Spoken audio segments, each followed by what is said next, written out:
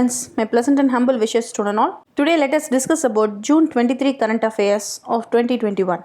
A welcome spike on India's COVID-19 vaccination record. India began the week with a record by administering over 8.6 million doses of vaccine on a single day. An impressive feat even from a global perspective. For most of May, India struggled to deliver only 2 million doses a day and beginning June managed to hike it to over 3 million doses daily. These are substantial numbers but inadequate, given that the benefits of mass vaccination would be discernible in terms of reducing hospitalization and mortality. Only after a large percentage of population is inoculated.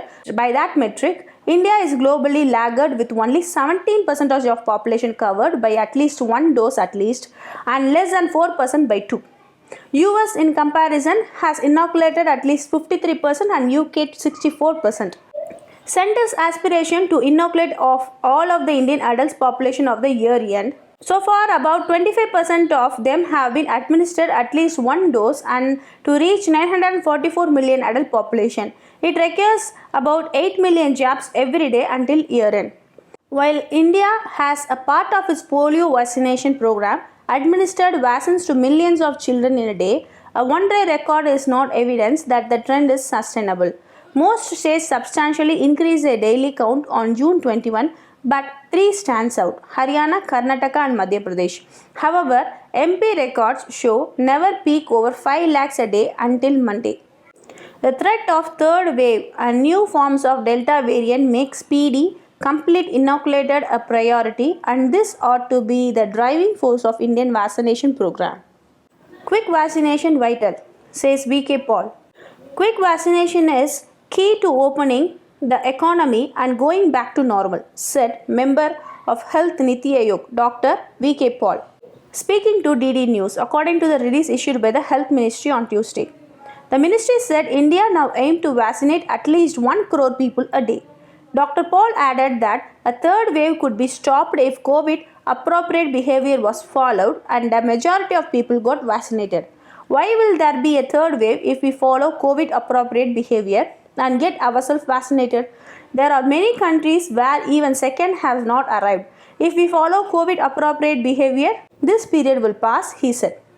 Highlighting the importance of vaccination, he said, we need to do our daily work, maintain our social life, open schools, business, take care of our economy. We will be able to do all this only when we are able to vaccinate at a fast pace. Meanwhile, Health Ministry said it has ensured that full supplies of COVID-19 vaccines under the direct state procurement are provided to state before 21st June. Finance Minister Nirmala Sitharaman asked Infosys to fix all issues on new IT portal on priority. 5 glitches to be resolved in a week. The Finance Minister Nirmala Sitharaman on June 22 asked Infosys to fix all issues on the new income tax portal immediately, while the software major said at least 5 technical glitches, including viewing past ITRs and e-proceedings, are expected to be resolved within a week. As numerous glitches have continued to mar the functioning of new income tax e-filing portal for 2 weeks since it launched on June 7, the Finance Minister had called Infosys, the vendor which develops the site, for meeting to hear out stakeholders' concern and suggest remedial measures for fixing the issues. The ministry has received more than 700 mails from shareholders detailing over 2,000 issues, including 90 unique issues or problems with the new portal. During the online meeting on June 22, which was also attended by Minister of State for Finance Anurag Thakur, Revenue Secretary Tharun Bajaj, CBDT Chairman Jagannath Mohanapartha and other senior officials, Ms. Sitharaman exhorted Infosys to work on the tax portal to make it more humane and user-friendly. The Finance Minister expressed her deep concern on the various problems faced by the stakeholders in the new portal, which was expected to provide a seamless experience to taxpayers. The Finance Minister asked Infosys to address all issues without further loss of time, improve their service, redress grievance on priority as it was impacting taxpayer adversely. An official statement issued after the meeting said.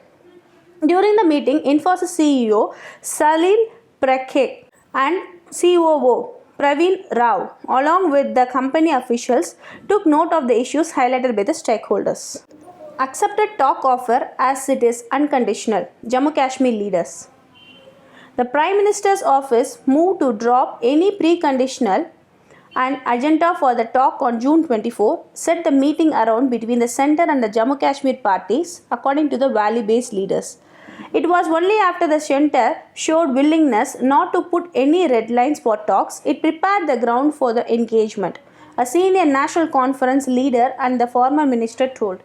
He said the talk would be open-ended. Neither delimitation, nor early election, nor statehood will be the agenda of talks.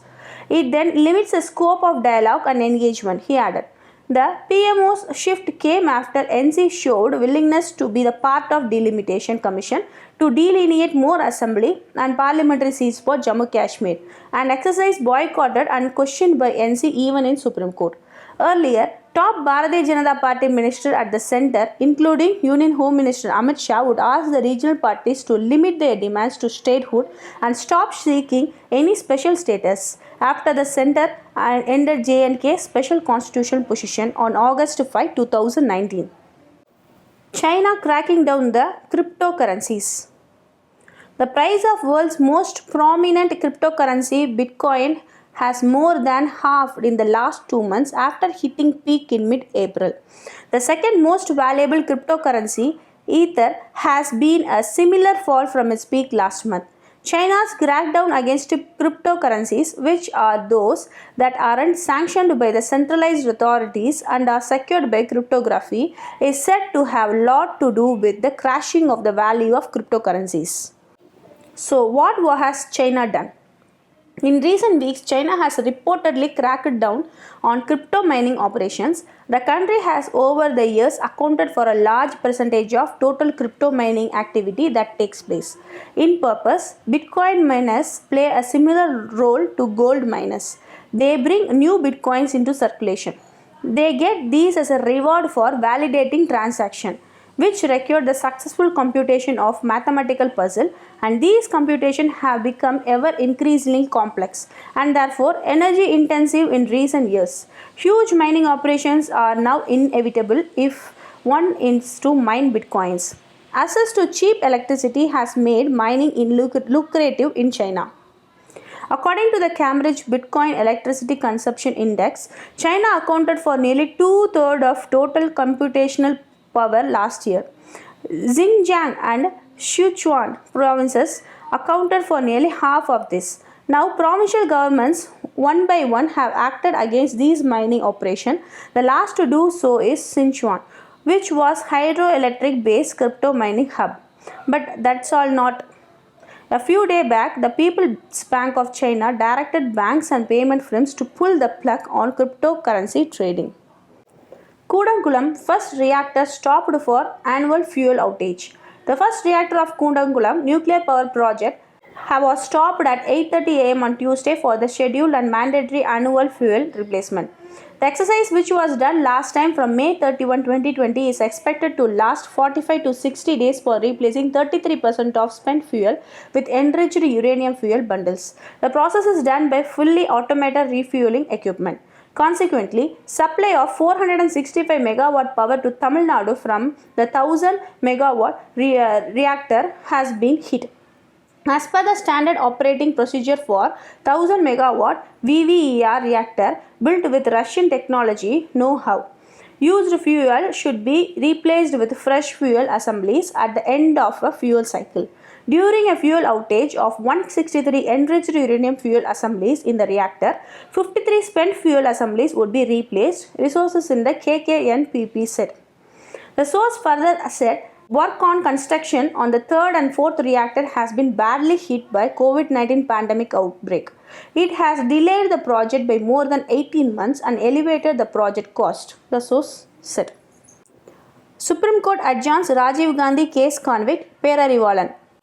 The Supreme Court on Tuesday adjourned by 3 weeks the hearing of plea for bail filed by Rajiv Gandhi assassination case convict AG Perarivalan, who said that the stalemate over his release from prison was completely political.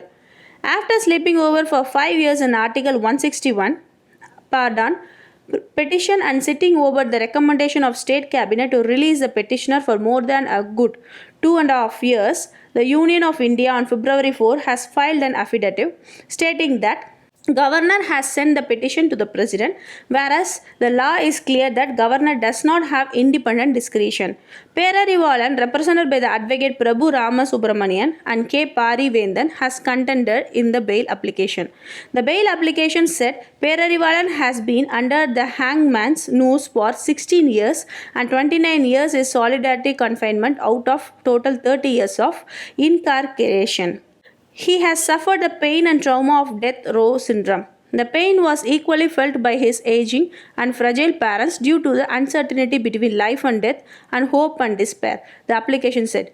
Perarivalan was allowed parole twice in 30 years. There was not a single untoward intent, breach of condition and misconduct during the parole, the application pointed out. Chief Minister likely to head advisory panel for Big Temple. The proposed state-level advisory committee for all major Hindu temples is likely to be headed by Chief Minister M.K. Stalin, indicating that government official told the formation of committee would be in tune with Section 7 of Hindu Religious and Charitable Endowment Act. The committee would have HR and CE Minister P.K. Shekhar Babu as Vice Chairman. Such committee will last established in 2012 and its tenure ended in 2015. Its non-official members included the heads of prominent religious institutions such as Srirangam Srimad Andavan Ashramam and Thiruvadurai Adinam, apart from industrialists. Hope this video is very useful. I would like to say that our academy WAR, Win and Rule, is coaching students in various exams like NEET, TNPSC, UPSCs, as well as we are tutoring students from class 6 to 12 in all subjects. One-to-one student coaching is also available at students' preferable timing. For further detail, refer the description.